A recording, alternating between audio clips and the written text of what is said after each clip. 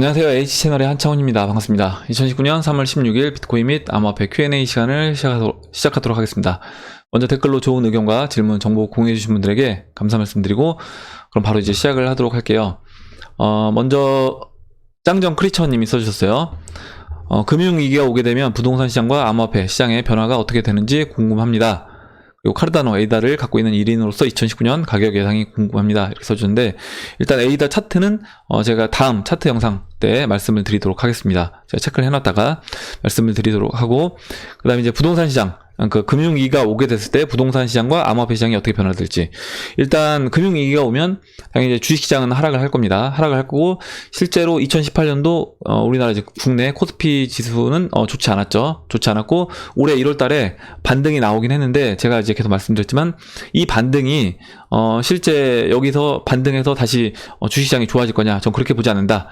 그리고 만약 1980포인트를 깨게 되면 그때부터는 이제 본격적인 하락이 주식시장이 출발할 거다, 이렇게 얘기했습니다. 그럼 부동산 시장은 어떠냐? 지금 부동산 시장도 마찬가지로 2018년도는 부동산 시장은 좋았지만 최근 들어서 부동산 시장이 좋지 않은 모습을 보이고 있는데, 이 기사를 보시면요, 서울 아파트값 18주 연속 하락, 송파 전세값 상승세 반전, 이렇게 딱 나오는데, 서울 아파트 매매 가격이 18주 연속 내렸다. 전세값도 20주 연속 하락했지만 송파구 일대는 지금 송파 헬리오시티 입주가 마무리 단계에 접어들면서 소폭 지금 반등한 상태다, 이렇게 얘기가 됐습니다. 그리고 지난번에 우리나라 이제 국내에서 핫한 지역으로 해서 아산하고 화성을 얘기했는데, 아산은 뭐 그렇다 치고요, 화성 같은 경우는 실제 아파트 가격, 입주 물량이 많이 나와서 지금 어떻게 보면 빈집이 많이 있다고 그때 송기봉님이 얘기해 주셨잖아요. 그런 것처럼 지금 또 경기 남부 지역에는 지금 그 아파트 물량 때문에 빈집들이 많이 있다라고 합니다. 그러면서 이제 만약에 여기서 마이너스 프리미엄까지 나온다라고 하면, 그때는 저는 이제 부동산 시장도 본격적으로 약간 냉각기에 접어들지 않을까, 이렇게 생각을 하고 있어요. 그리고 그럼 이제 이 부동산 시장이 이렇게 안 좋아지게 되는데 한번 생각을 해보시면 될 것 같아요. 예전에 97년도 우리 IMF 때는 금리가 올라갔습니다. 금리가 올라갔어요. 근데 이제 2008년도 때는 미국이 금리 내릴 때 우리나라로 같이 맞춰서 내렸습니다. 우리나라가 이제 그 IMF 때 금리를 올렸던 이유는 이제 외부 자금들, 외국 자본들이 빠져나가면서 그 외국 자본을 우리나라에 국내에 이제 묶어 놓기 위해서 금리를 이제 올릴 수밖에 없던 그런 상황이었고요. 지금 이제 베네수엘라나 아르헨티나 이런 데들, 그러니까 외환 위기를 겪고 있는, 환율이 안정적이지 못한 나라들은 대부분 이제 금리를 막 40%, 아르헨티나 같은 경우는 뭐 60%까지 올렸다가 최근에 이제 한 40%에서 50% 그 사이고, 베네수엘라는 한 25% 그 정도로 이제 알고 있습니다. 만약에 우리나라도 이번에 이제 위기가 왔을 때 그 환율 부분에서 같이 위기가 동반돼서 온다라고 하면, 우리나라도 그 부분에서 금리 부분까지 여러분들도 고민을 해봐야 될 것 같아요. 당연히 이제 그렇게 금리가 올라가게 되면 당연히 보통 대부분 사람들이 부동산을 살 때는 대출을 많이 끼고 삽니다. 대출을 많이 끼고 사는데 그 대출 이자를 이제 감당하지 못하는 사람들이 나오면서 그 물량들이 이제 쏟아져 나오겠죠. 그 부분을 한번 생각해 보셔야 될 것 같고, 지금 아까 이제 뭐 여걸세 얘기했는데, 이렇게 전세를 여러 가지 전세를 끼고 계속 갭 투자 했던 분들, 투기적으로 부동산 투자했던 2018년도 꽤 많았는데, 그런 분들 물량이 이제 쏟아져 나올 수도 있다 라고 보면, 부동산 시장은 이제 금융위기가 왔을 때 좋지 않은 모습을 보일 거고요.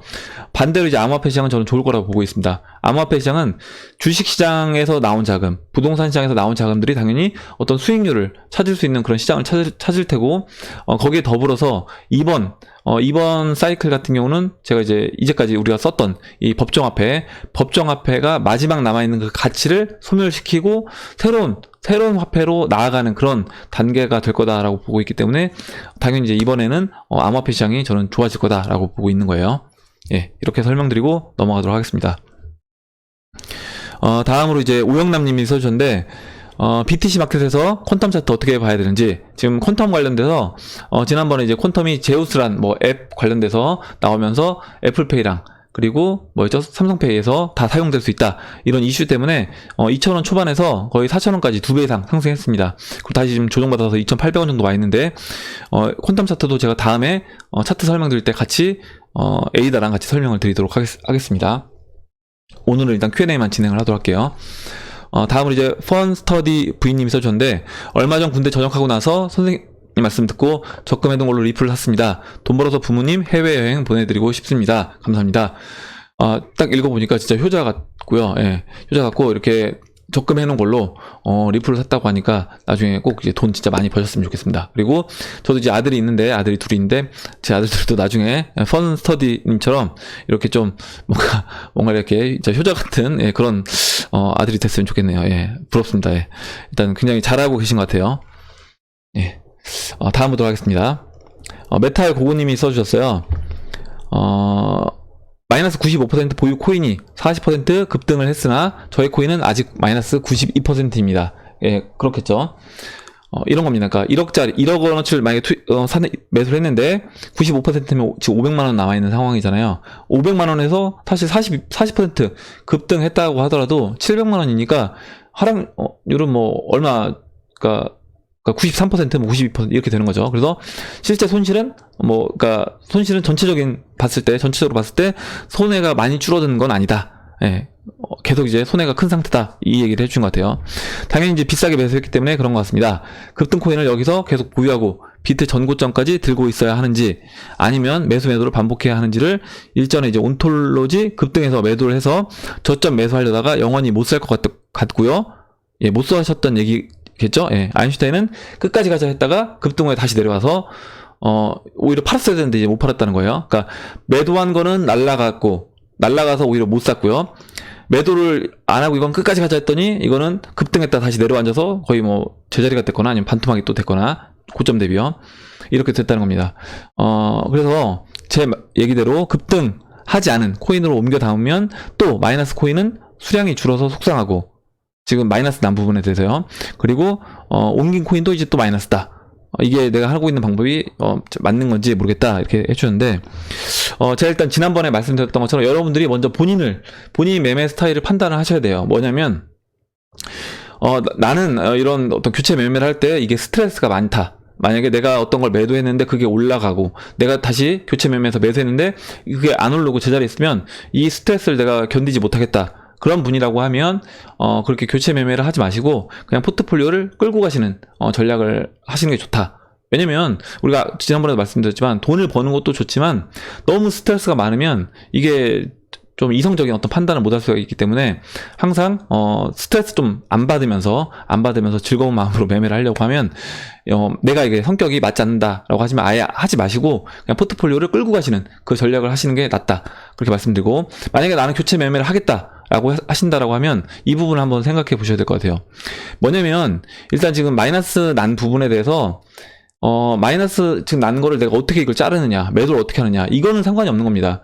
우리가 이제 매매를 할 때 매매를 하는 이유는 어찌됐든 돈을 벌기 위한 목적이고, 저 같은 경우는 이제 비트코인 개수를 늘려서 그 수량을 늘리면서 이제 비트코인이 충분히 상승했을 때 이제 그걸 매도해서 수익을 보려고 하는 거예요. 여러분들도 아마 비슷할 겁니다. 그렇다라고 하면 여기에서 이게 뭐 지금 마이너스여도 상관없다는 거죠. 왜냐면 마이너스인 거를 교체 매매해서 결국에 제가 원하는 거는 지금 온톨로지라고 하면 그 온톨로지 수량을 늘리는 게 목표인 겁니다. 그래서 이제 교체 매매를 한 거예요. 그렇기 때문에 여기서 이게 뭐 마이너스 90%든 마이너스 80%든 상관없다는 겁니다. 여기서 이제 트레이딩을 해서 개수를 늘리면 되니까요. 일단 그 부분은 신경 쓰지 않으셔도 되는 거고요. 그러면 여기서 이 부분은 이제 어떻게 할 거냐? 아까 그 교체 매매를 할 때 여러분들이 주의할 점과 내가 어떻게 멘탈을 잡고 할 것인가, 이 부분 한번 생각해 보시면 될 것 같은데, 아까 온톨로지를 팔았는데 날라갔다라고 했잖아요. 이거를 내가 이 부분에 스트레스를 안 받으려면 어떻게 하셔야 되냐면, 온톨로지를 100을 갖고 있다라고 했을 때 그 100을 한 번에 다 매도하시는 게 아니라 충분히 온톨로지가 많이 급등했다라고 판단이 드셨을 때 매도를 할 때요, 당연히 이제 분할 매도를 해야 되는 겁니다. 분할 매도를 하시고 100이라고 하면 100에서 홀딩 물량 50이면 50, 70이면 70은 무조건 지켜줘야 되는 거예요. 이걸 이제 내가 못 지키겠다라고 하시면 아예 나노레처 지갑으로 넣어놓든지 아니면 거래소를 딴 데로 옮겨놓고 그 거래소는 건드리지 않는 게 좋습니다. 홀딩을 한 그 거래소 물량들은 건드리지 마시고 트레이딩, 교체 매매할 물량인 거래소에 있는 것만 트레이딩 하시면 되는 거예요. 그렇게 된다라고 하면 사실 만약에 온톨로지가 내가 30%다. 그럼 그 100에서 30%를 분할 매도하고 날라가도 70은 들고 있는 거잖아요. 그러면 스트레스 받을 필요 없는 겁니다. 70은 갖고 있으니까. 70 갖고 있는 상태에서 얘가 나중에 그 사셨던 처음에 지금 마이너스 뭐 95%, 92%라고 하더라도 그 원금 넘어서고 그 이상 올라간다라고 하면 70% 물량 갖고 있는 거 가지고도 충분히 투입됐던 원화 대비해서 수익 보고 나오실 수 있는 거예요. 그렇게 보시면 될 것 같고, 여기서 분할 매도를 할 때도 마찬가지로, 만약에 온톨로지를, 원했던 가격에서, 만약 목표가가 왔다라고 하면, 목표가부터, 100에서 30을 판다라고 하면 10씩 나눠서 이제 매도를 하시고, 그 교체 매매는 뭐 비트든 리플이든 이더리움이든 아직 안 올라간 좀 안정적인 종목으로 잠깐 피신 해놨다가 다시 급등했다가 내려오면 사시는 거고, 만약 급등했다가 안 내려오고 그냥 날아가 버리면 70% 물량만 들고 가는 겁니다.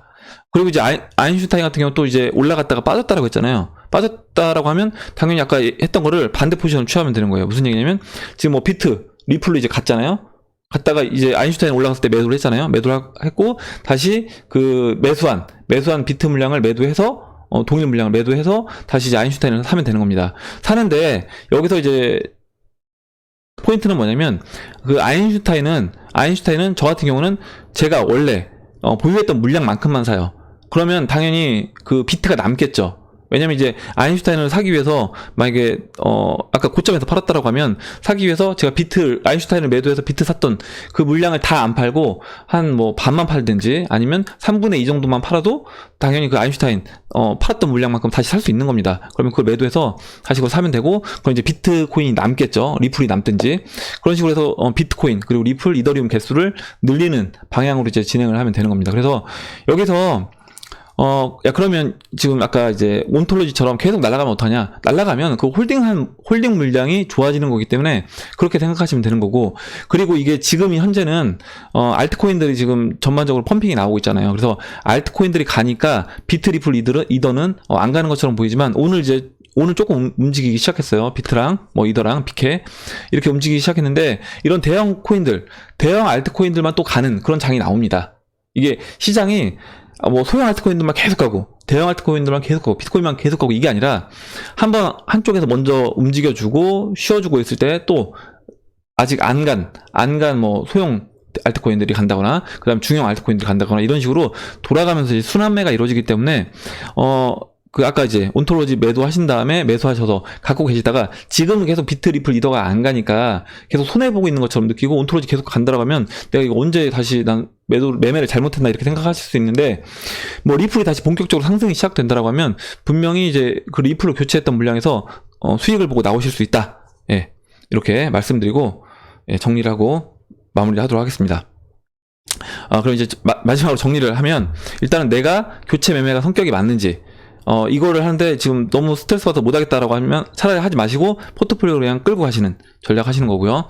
만약에 나는 할 수 있겠다라고 하시면 홀딩 물량을 거래소든 나노레저든 따로 별도의 공간으로 빼놓으시고, 다른 거래소로 빼놓으시고 나머지 트레이드 교체 매매할 거래소든지 이런 데다가 넣어놓으시고 그 물량에 한해서만 교체 매매를 하시면 됩니다. 예, 그렇게 이렇게 이제 정리하고 넘어가도록 할게요.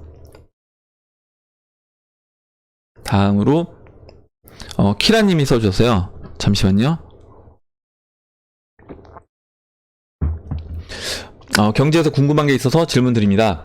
중국이 경제가 어렵다, IMF 도움을 받아야 한다는 말도 있는데 그렇게 힘든 중국을 왜 부강한 미국은 그렇게 중국을 경계를 하나요? 저번에 브렉시트처럼 쉽게 좀 설명해 주시면 감사하겠습니다. 해주셨고, 일단 그 GDP가 중국이 이번에 미국이 중국을 견제하는 이유는 뭐냐? 예전에 보면 이제 미국이 일본을 한번 밟았던 적이 있었죠. 그 프라자 합의 있던 시절에 미국이 일본을 밟았습니다. 그리고 또 이제 우리나라 97년도 이때는 동남아시아 국가들을 한번 이렇게 눌러줬죠. 그리고 2008년도 때는 이제 유로존을 한번 어떻게 보면 밟아주고, 그때 이제 2008년도 그때 유로존을 한번 망가뜨려 놨기 때문에 지금 유로존이 이제 해체 수순으로 가고 있다라고 보시면 되는 겁니다. 그러면 이번에는 어디냐? 이번에 이제 중국인 거죠. 타겟이 중국이고, 그럼 중국이 왜 타겟이 됐는가라고 생각을 해보면, 제가 지난번에 이제 그림을 보여드렸는데 중국 GDP가 미국의 지금 3분의 2 지점까지 왔습니다. 그리고 이 속도대로 중국 GDP가 올라간다라고 하면 앞으로 이제 수년 이내에 중국 GDP가 미국을 따라잡는 시기가 오는 거예요.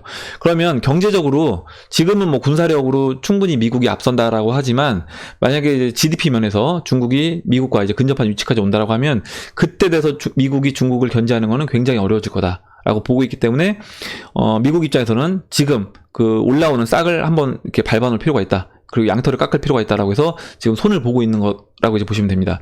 그리고 굉장히 오늘 이제 기사가 나왔던 부분인데 뭐냐면 EU가 이제 중국을 정의를 새로 내렸습니다. EU가 중국을 적대적 경쟁자로 규정을 했어요. 지금 EU가 처음으로 중국을 경제적 경쟁자이자 체제 경쟁의 라이벌로 규정을 했습니다. 이미 중국을 억제해야 할 전략적 경쟁자로 규정한 미국에 이어 중국이 제공하는 기회보다 오히려 위협에 더 주목해야 하는 쪽으로 돌아선 것이다.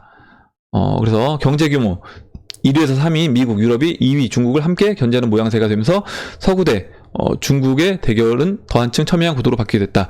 EU 집행위원회는 지난 12일 발표한 새 중국 전략 보고서에서 중국은 더 이상 개발 도상국이 아니라 국제사회의 핵심이자 선도적인 기술 강국이라며 중국의 정치 경제적 영향력이 전례 없이 커지면서 EU에선 중국이 제기하는 도전과 기회 사이의 균형이 바뀌었다는 평가가 늘고 있다. 그러니까 오히려 이제 중국이 개발 도상국이었을 때는 거기에서 우리가 뽑아먹을 게 많았다. 오히려 그 중국의 어떤 성장성을 이용해서 EU도 발전할 수 있다라고 생각을 했는데, 그래서 어떻게 보면 친구처럼 이렇게 했던 부분인데, 지금은 그게 아니라 이 경제적으로 경쟁자이고 그 체제는 중국은 이제 사회주의 체제고요. 지금 우리 이제 민주주의 체제니까 이 체제를 위협할 수 있는 경쟁자다라고 보는 겁니다. 이렇게 규정을 했어요. 그래서 이게 지금 앞으로 이제 다음 달, 그러니까 4월 9일에 리커창 총리가 참석하는 중국 EU 연례 정상회담을 앞둔 시점에서 발표했기 때문에 중국은 더없이 달갑지 않은 소식이다. 이렇게 얘기를 했는데, 보시면 이제 미국은 그 전부터 중국을 이제 전략적 경쟁자로 규정을 했습니다.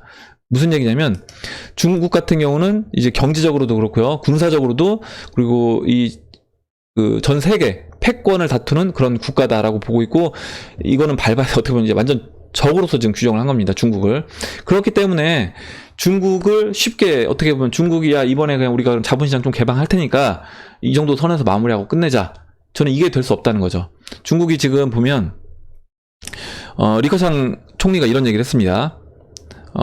보시면 외상투자법 대외개방 국책에 부합하다 실행할 것, 이렇게 얘기를 했는데, 이게 지금 3월 15일자 기사예요.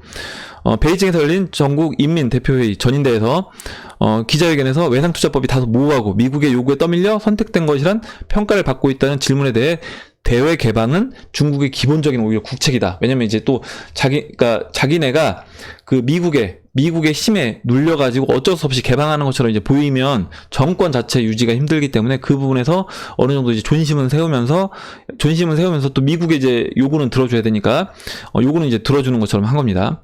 대외 개방으로 중국 인민이 혜택을 입고 세계에 이익이 되는데 왜 우리가 이걸 마다해야 하는가라고 반문하며 개방은 반드시 실행해야 하는 것이라고 강조했다. 이렇게 얘기를 했습니다. 근데 중국이 이런 자본시장 개방을 한다라고 하면, 중국이 자본시장 개방하니까 미국이 그러면 중국을 이번에 이 정도 선에서 마무리하고 서로 합의하고 끝나지 않겠느냐? 저는 이건 그렇게 되지 않을 거다. 왜냐면, 한번 생각을 해보세요.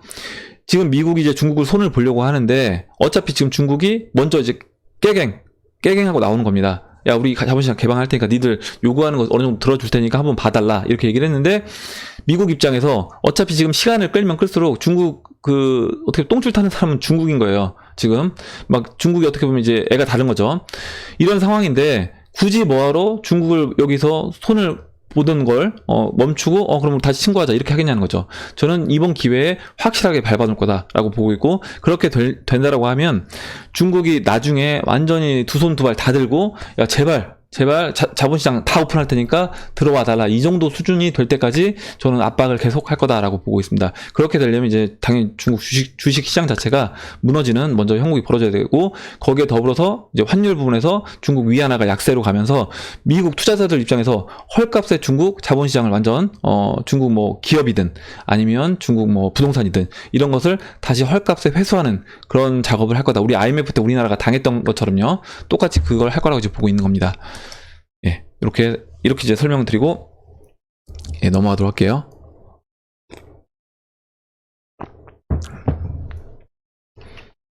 다음 보도록 하겠습니다. 다음은 이제 그 희망 마지막님인데 보니까 제가 거꾸로 온 것 같아요. 마지막 희망 같아요. 마지막 희망님.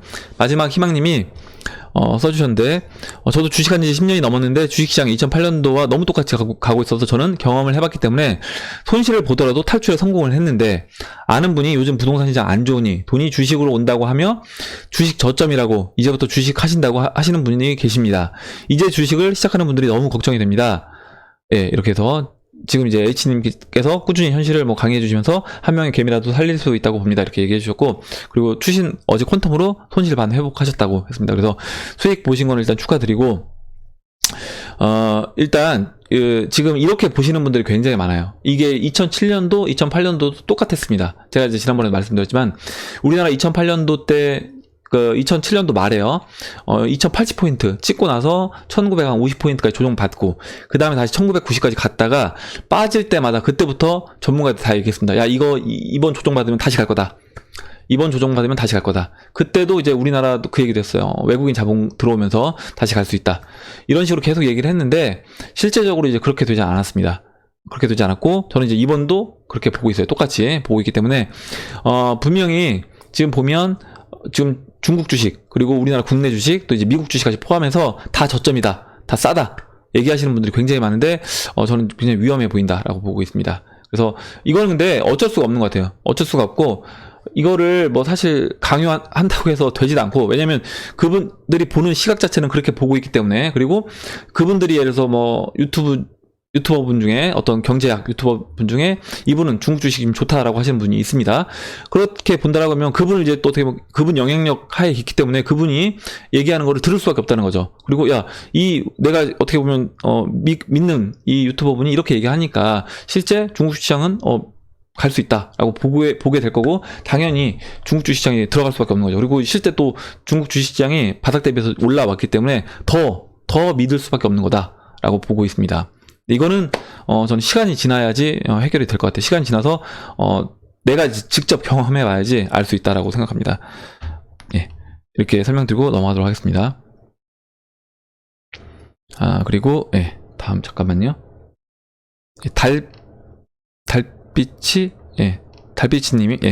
달빛이님이 써줬어요. 오늘 영상에서 싸게 사는 사이트를 소개해 주시던데요. 궁금증이 생겨 적어봅니다. 홈쇼핑에서 금 목걸이 팔찌, 골드바 판매하는 걸 보고 세력들이 대중들에게 떠넘기기 하는구나 생각했습니다. 비트코인이 법적으로 인정받고 사람들이 금보다 비트코인을 선호하게 되면 금값 하락하는 거 아닌가요? 예, 맞습니다. 예. 근데 이제 그러면 이 질문이 이거겠죠? 그러니까 왜 은 하락하는데 금은 뭐 싸게 사는 데를 왜 추천해주고 있느냐, 이렇게 얘기해 주신 것 같아요. 일단 이번 만약에 위기가 온다라고 했을 때 저는 이제 금과 은은 비트코인 암호화폐 시장과 같은 방향성을 띌 거다. 무슨 얘기냐면 금은 당연히 어느 정도 상승할 수 있다라고 보고 있습니다. 그리고 여기서 이제 상승을 하는데 당연히 상승률은 암호화폐 시장이 높을 거라고 보고 있기 때문에 저 같은 경우 이제 암호화폐 시장 비중이 훨씬 큰 거고요. 금, 은은 합해서 저는 이제 금과 은에서 은화를 사는 게 좋다 이렇게 말씀드리고 은화를 추천해 드린 건데, 그러면 왜 별로 안 올라갈 것 같은데 이걸 사느냐? 포트폴리오 차원에서 이렇게 한다라고 보시면 될 것 같습니다. 만약의 경우에 대비해서, 제가 예상했던 부분이 또 완전 빗나가서, 실제로 경제 위기가 오고, 암호화폐 시장도 올라가지 않고요. 주식시장 빠지고, 그 다음에, 부동산 시장도 하락 나오고요. 여기서 모든 돈들이 금과 은 시장으로 쏠린다. 그렇게 됐을 때, 달러의 가치가 제가 예상했던 것과는 다르게, 저는 그렇게 될 것 같진 않지만 제가 예상했던 것과는 다르게 금은 시장으로 이제 쏠림 현상이 보였을 때, 그때 저도 이제 탈출구가 있어야 되기 때문에 일정 부분 자산의 뭐 10% 미만이라도요, 일정 부분은 뭐 은화를 갖고 있을 필요가 있다. 보험 차원에서 그렇게 보는 겁니다. 근데 이제 이게 실물로 사다 보니까 당연히 이제 매매할 때 수수료가 비싸기 때문에 그 부분에서 이 비중을 높일 필요는 없고 어느 정도만 가져가고, 일단은 이것도 마찬가지로 분할 매수 접근이 좋고, 지금 제가 이제 지난번에 금 차트, 은 차트 설명드릴 때 그 정해놓은 그 자리를 넘어가게 되면, 일단은 만약에 나는 금은을 하나도 안 샀다라는 분들은 그 기준점을 넘어갔을 때는 그때는 관심을 두고 조금이라도 매수할 필요가 있다라고 말씀을 드리는 겁니다. 네, 이렇게 설명드리고 넘어가도록 할게요. 다음으로 헌터 손님이 써주셨어요. 예, 부산에 사는 40대 남자입니다. 예, 강의 잘 듣고 있습니다. 항상 감사드립니다. 저는 어느 유튜브 방송에서 들은 건데요. 비트코인이 512만원 정도 오면 알트코인들이 50에서 70% 폭락이 올 수 있다고 하는데 가능한 얘기일까요? 제 생각으로는 최근에 많이 오른 잡 알트코인들 얘기인 것 같은데, 만약에 알트들 폭락이 온다면 메이저 알트하고 비트코인은 폭락에 관계없는 거겠죠? 어떻게 시장이 움직일지 궁금하네요. 이렇게 써주셨고, 일단 제가 보는 관점은 어떤 분이 얘기했는지는 모르겠는데, 이걸 제가 직접 들은 내용이 아니기 때문에 어떤 관점에서 이렇게 얘기한지는 모르겠어요. 근데 아마 이제 알트코인이 빠진다는 부분이 이 얘기를 하신 것 같습니다. 지금 헌터 손님이 써주셨던 것처럼 지금 최근에 알트코인들이 이제 펌핑이 나오면서 저점 대비해서 뭐 BTC 마켓에서 막 5배씩 심한 건요 오른 게 있습니다. 5배, 뭐 2배, 3배 이렇게 오른 게 있어요. 그러면 그런 코인들 뭐 5배 오른 코인들이 50% 빠진다고 하더라도 저점 대비해서는 충분히 뭐 2배, 3배 이상 상승한 거기 때문에 그런 식의 하락은 올 수 있다라고 보고 있습니다. 이미 이렇게 펌핑 나왔던 종목들은 한 번씩 쉬어주면서 큰 하락이 이제 오고 있어요. 그리고 이제 비트코인은 512만원이면 아마 이제 한 4,500불 정도 될 것 같은데, 그 정도 선에서는 저도 이제 비트코인도 잠깐 쉴 수 있다라고 보고 있고, 그때 쉬어줄 때 뭐 알트코인들이 일정 부분 빠질 수 있는데, 이게 뭐 알트코인들 시장 전체가 다 무너진다, 그렇게는 보지 않습니다. 펌핑이 나오고 펌핑이 나왔던 종목들에 한해서 쉬는 작업들이 올 거다. 지금 뭐였죠? 잠깐만, 예, 지금 웨이브라든가 트론이 먼저 알트코인들 중에 이렇게 올라오고 쉬어주고 있는 그런 모습을 생각해 보시면 될 것 같아요. 그런 식으로 먼저 상승했던 종목들이 쉬는 그런 현상이 벌어질 거다라고 보고 있습니다. 예, 이렇게 설명드리고 넘어가도록 할게요. 다음으로 훈님이 써줬는데, 정부가 투자를 막는군요, 이렇게 써줬습니다. 예, 지금 얼마 전에 코인업 보시면 수천억대 사기가 있었잖아요. 그래서 아마 정부 입장에서는 이런 사기 코인 업체들로 인해서 국민들, 뭐 수천억이라고 하면 피해본 국민들이 몇 명이 있어요. 굉장히 많은 국민들이 또 피해를 봤을 텐데, 또 그분들은 이제 나이도 있으신 분들이 많이 피해를 봤습니다. 그러면 이제 그런 분들, 피해본 분들을 또 결과적으로 이제 국가에서 세금으로 또 어떻게 보면 이제 이 사람들의 노후를 또 이제 보존을 해줘야 되기 때문에 국가 입장에서 봤을 때는 이거를 좀 어쩔 수 없이 막는 저는 방향으로 가고 있지 않나라고 생각을 합니다.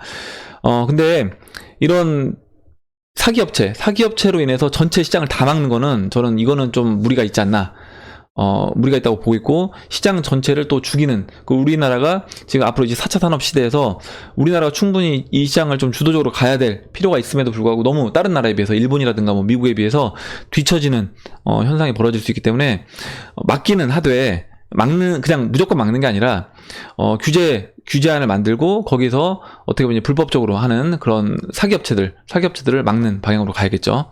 예, 이렇게 말씀드리고 다음 보도록 하겠습니다. 다음에 이상시전님이 써주셨어요.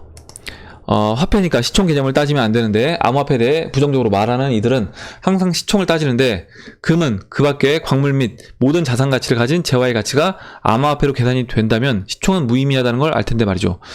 우리나라 원화가 현재 얼마가 풀려있는지에 관심을 가지지 않는 거랑 같은 개념일 텐데요. 안타깝지만 아는 만큼 보인다고 굳이 설명해가며 이해시키려고 할 필요는 없는 것 같습니다. 어차피 돌아오는 건 부정적인 눈초리일 뿐이니까요. 예, 맞습니다. 뭐냐면 저도 이제 이거예요. 그러니까 제가 여러분들한테 얘기를 해주고 제 영상을 이제 보시는 분들은, 관심 있는 분들은 보시는 거죠. 근데 관심 없는 분들은 사실 안 보시는 겁니다. 안 보시는 거고, 굳이 이거에 대해서 관심 없는 분들까지, 여러분들도 마찬가지로 이걸 막 붙잡아 놓고 이렇게 할 필요는 없다. 에너지를 그렇게 소진할 필요는 없다는 거죠. 그러니까 여러분들도 만약에, 누군가한테 여러분들이 기회를 드리는 거잖아요. 이거는 지금 시장이, 왜냐면 나중에 시장이 진짜 뭐 2천만원 비트코인이 뭐 3천만원 5천만원 뭐 1억원 갔을 때, 그때는 기회를 드리는 게 아니라 어떻게 보면 잘못된 또 추천이 될 수 있겠지만, 오히려 제가 봤을 때 지금 주변 사람들한테 얘기를 많이 꺼낸다라고 하면 그거는 이제 기회를 드리는 거고, 기회를 줬을 때 이 사람이, 상대방이 기회를 잡으려는 의지가 있다라고 하면 알려주는 거죠. 그렇지만 그 사람이 부정적인 시각에서 우리를 보고 있는데, 그거를 뭐 굳이 막 내가 내 시간 할애해 가면서까지 할 필요는 없다라고 보고 있습니다. 저도. 그리고 이제 혹시 여기 계신 분들도 관심 있을지 모르겠는데요. 2018년 5월 2일 어쩌다 어른 조승현 씨의 인문학 특강 돈이 사라졌다 편을 시청해 보시기를 추천드립니다. 세계에서 최초의 돈이 생성부터 소멸이 6번 있었다고 강의하고 있습니다. 마지막에 암호화폐 대해서 잠시 언급만 하는데, 물론 앞으로의 암호화폐에 대해서 이야기하지는 않습니다.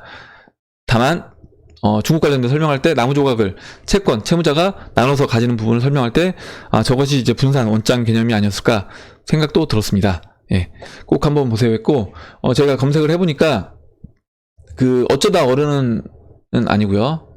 그 조승현 씨가 강의했던 이 화폐에 관련돼서 강의했던 영상이 있어서, 예, 이 영상이 지금 안 올라오는데 제가 이 영상을 오늘 영상 설명란에다 붙여놓을 테니까 관심 있는 분들은 이제 보시기 바랍니다. 예, 다음 넘어가도록 하겠습니다. 우리 단톡방 정혜균님이 없냐고 물어보셨는데, 일단은 최대한 유튜브 안에서, 채널 안에서 이제 여러분들하고 소통은 진행을 하려고 하고, 요즘에 이제 단톡방을 만들 필요가 있나? 저도 이제 고민을 하고는 있습니다. 그래서 여러분들 이 부분에서도 혹시 의견이 있으시다라고 하면 단톡방이라든가 뭐 텔레그램 방에 있는 게 좋겠다라는 의견이 있으면 한번 그 부분도 생각을 해보도록 하겠습니다. 예. 다음 보도록 하겠습니다. 다음으로 잠깐만요. 어디까지? 아니면 다음으로, 예. 주성영님이 써주셨어요. 주승영님이, 예, 써주셨는데, 읽어보겠습니다. 주성영님 같아요. 주성님, 죄송합니다. 주성영님. 탈비트도 중요하지만 현재 수많은 말트코인들의 순환 펌핑 사태는 메이저 코인으로의 변환을 위한 작업이 아닌가 생각됩니다. 결국 시총이 크고 무거운 빅5 코인들의 상승 여력은 알트 펌핑으로 인해 세력들이 자금 확보 이후에 가능하며, 불장은 그때쯤 올 것이며, 실사용될 코인과 상징성 코인, 비트코인, 플랫폼 코인의 개발 속도 등등 보았을 때 가장 빠르고 탈비트뿐 아니라 전체 코인장이 상투 잡고 날아올라갈 코인이 리플로 사료되어 목표 개수 늘리기에 시간이 얼마 없는 것 같아 조바심이 나긴 합니다. 예. 또한 자꾸 XRP의 시총 개념을 들이미는 분들이 상당히 많은데, 시총 개념은 일개 회사의 주식 수량과 주식 가격의 시총을 의미하는 것이지, XRP는 시총 개념 자체가 무의미해집니다. 송금 시장의 대부분도 아닌 일부만 차지해도 XRP의 가치는 1 XRP당 최소 $20 이상이며, 궁극적으로 국제 송금 시장 규모를 어느 정도 장악했을 때 가격은 폭발할 것이고, 거기에 더해 스마트 컨트랙트까지 플랫폼이 된다면 상상에 맡기는 수밖에 없습니다. 9조 달러를 1000억 XRP로 바꿨을 때 원화를 계산하면 1 XRP당 제가 이거 계산해보니까 9조 달러면 9조 달러면요 9천억 정도, 9천억, 그러니까 9천억이니까 한 1경 정도 될 것 같아요. 1경. 그래서 1경을 가지고 1000억으로 나눠보니까 한 100만원 정도, 100만원 정도 이제 보시면 될 것 같아요. 그래서 그렇게 했을 때 1 리플이 한 1000달러 정도, 그러니까 100만원 그 정도 보시면 될 것 같습니다. 그래서 계산은 약간 이제 좀 잘못 계산된 것 같아요.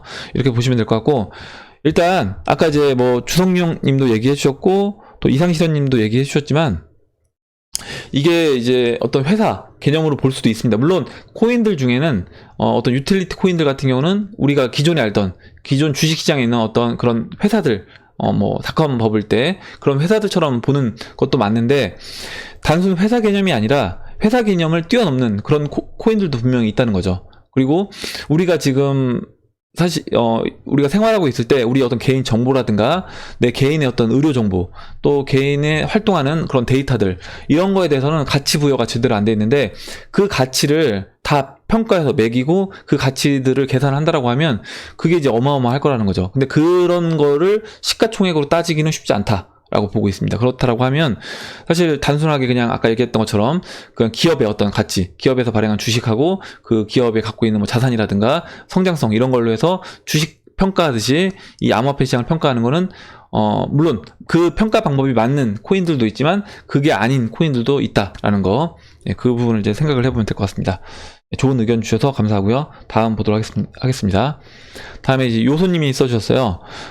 지금 퀀텀 제우스, 제우스라고 읽는 게 맞을 것 같은데, 제휴로 삼성페이, 애플페이 지원 호재다 아니다, 스캠이다, 난상 토론이 벌어지고 있는데 어떻게 접근하면 좋을지 한번 짚어주면 좋겠다. 지금 요소님도 이제 질문해 주셨고, 또 다른 분이 질문해 주셔서 같이 한번 보도록 하겠습니다. 그리고 SK 정님이 써주셨는데, 아마 이제 이 부분에 대해서 이거 지난번에 한번 내용을 했던 내용인데요. 읽어보겠습니다. 리플 나노레저 저장은 하드웨어 원래 저장이 아닙니다. 리플 자체가 콜드 원래 저장이 안 됩니다.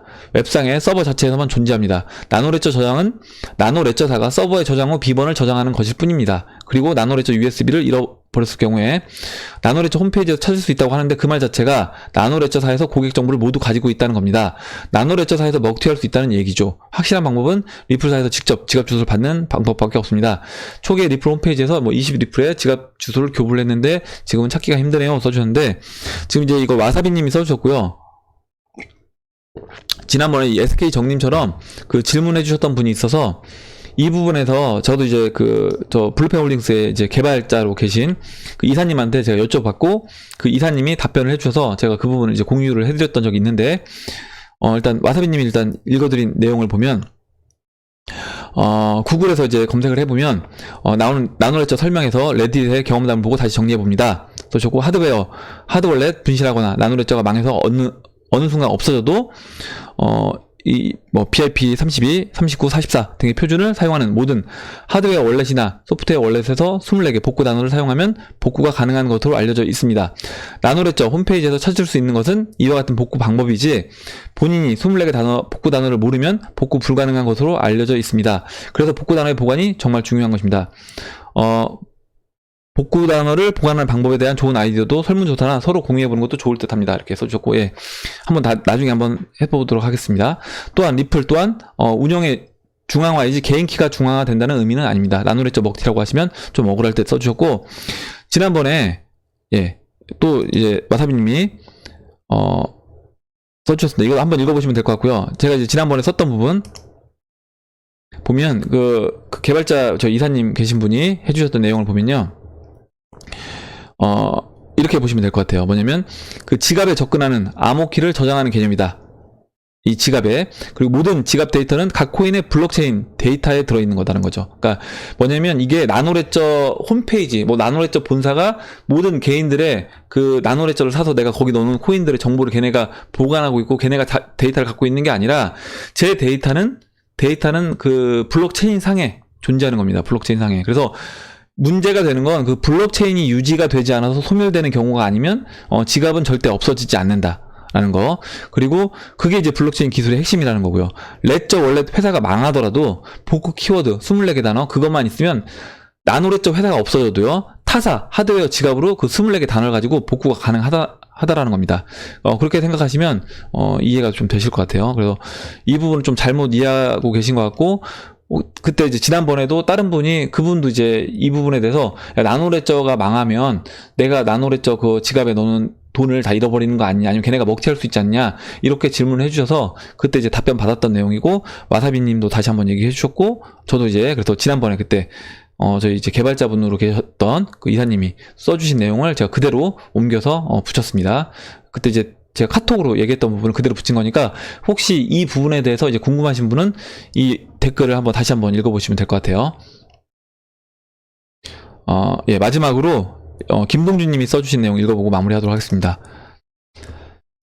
저도 처음 고인판 들어왔을 때 이건 광기에 휩싸여 현재 가치는 없지만 투기성은 최고다 라는 생각에 참전했는데, 진짜 잠을 못 자고 계속 신경 쓰여서 24시간 장애 신고식 톡톡히 치렀던 것 같네요. 한 번은 여자친구와 속초 여행 일정 잡아두고 속초에서 내내 휴대폰만 보는 모습을 보고, 돈을 벌어도 이건 사람이 진짜 말라간다는 걸 뼈저리게 느꼈습니다. 예. 저도 이제 마찬가지입니다. 만약에 제가 이제 핸드폰만 계속 본다거나 이렇게 하면 이제 와이프가 싫어하죠. 애들도 싫어하고요. 그 뒤 이제 벌어놓은 금액을 제외하곤 원금을 빼고서야 겨우 편하게 잘 수 있더군요. 비트 500만원 선부터 분할로 사고 있는데, 지금은 가격 자체가 사고 싶은 구간이라 그런지 떨어지는 것에 대한 불안함이 딱히 느껴지진 않습니다. 레버리지에 대한 유혹이 많이 오긴 하는데 발 뻗고 못 자면 오히려 손해 같아서 말씀해 주신 것처럼 감당할 수 있는 금액으로만 하는 중입니다. 2017년에는 좀 시기가 빨랐다고 생각이 들고, 현재 조정 구간 개발들이 많이 이루어지는 시점에 같이 올라가 준다라고 하면 현재 많은 사람들이 보지 못한 가치가 드러나겠죠. 가치가 드러날 때 사람들에게 안목이란 이런 거다 라고 얘기를 해주고 싶습니다. 예. 일단 대중들은 사실 이 가치에 대해서 지금 얘기해 주셨던 것처럼 비트코인 가치를 우리가 아무리 얘기를 하고, 야 이거 나중에 1억 갈 거야 이렇게 얘기를 해도 귀담아 듣지 않습니다. 가격이 올라가야지만이 쳐다를 보는 거예요. 예전에 그 젓갈로 굉장히 돈을 많이 버셔서 그 젓갈 장사를 해서 기부하신 그 할머니가 해줬던 말이 있습니다. 물어봤어요. 인터뷰를 한 사람이 돈을 어떻게 버셨냐고 물어봤더니 자기는 젓갈이 쌀 때 젓갈을 왕창 사놓는데요. 있는 돈 다 털어서 사놓고 그 다음에 비쌀 때는 그 젓갈을 주변 상인들한테 팔았다는 겁니다. 근데 오히려 나머지 주변에 있는 상인들은 반대로 했대요. 뭐냐면 젓갈 가격이 떨어지면 더 떨어질 것 같아서 그 할머니한테 팔았다는 겁니다. 자신들이 보유하고 있던 그 젓갈들을. 왜냐면 젓갈이 이제 오래 가니까 보관할 수 있잖아요. 그 할머니는 그럼 싸게 그 옆에 주변에 있는 상인들이 뭐 파는 그 젓갈들 또 사서 갖고 있다가 보관을 많이 해놨다가 쌀 때 또 이제 가격이 비싸지면 그때 이제 상인들이 물량이 딸리니까 달라고 하면 그때 이제 파는 거죠.